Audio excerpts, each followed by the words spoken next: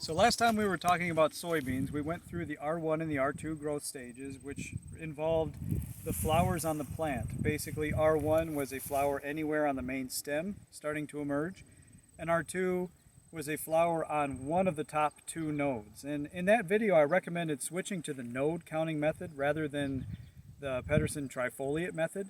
So in this case, this would be our top node, this would be our second node, and again, you can see the flowers here. What you notice on this plant is that some of these flowers are starting to senesce, and we're getting the start of pods to form. And so basically what happens at the R3 growth stage is at one of the top four nodes, so 1, 2, 3, or 4, at the R3 growth stage you have at least one pod that is at least 3/16 of an inch in length.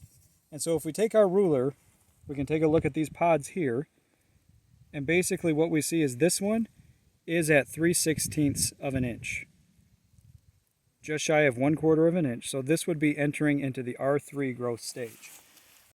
So after the plant has been growing past the R3 growth stage for a little while, those pods continue to expand and extend, and basically that signals us entering into the R4 growth stage. So if we look at the plant and look at the top four nodes, the reproductive nodes here, this would be node 1, node 2, node 3, and node 4, we notice some of these pods are starting to get fairly long. And so the trigger to switch from the R3 growth stage to the R4 growth stage is when these pods become at least 3/4 of an inch in length at one of the top four nodes. And so we have a few pods here. This pod just exceeds 3/4 of an inch. It's approaching 1 inch in length. And on this plant we also have a second pod that is 3/4 of an inch, just a little bit beyond that. So this plant itself would be at the R4 growth stage. So at the R5 growth stage, we again look at the top reproductive nodes, but the next stage indicator is the size of the bean inside the pod.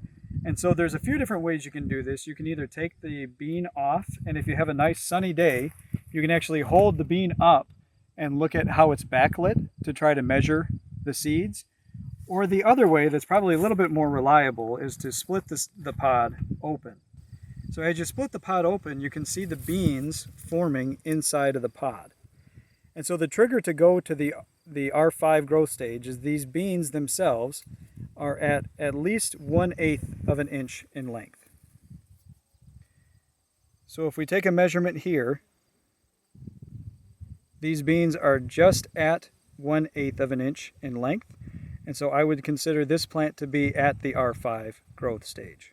When they've reached the R6 growth stage, or full seed, the seeds within the pod have filled it to capacity. And this is occurring on at least one pod on the top four reproductive nodes of the plant. And so once you've achieved this stage, you have transitioned into the R6 growth stage.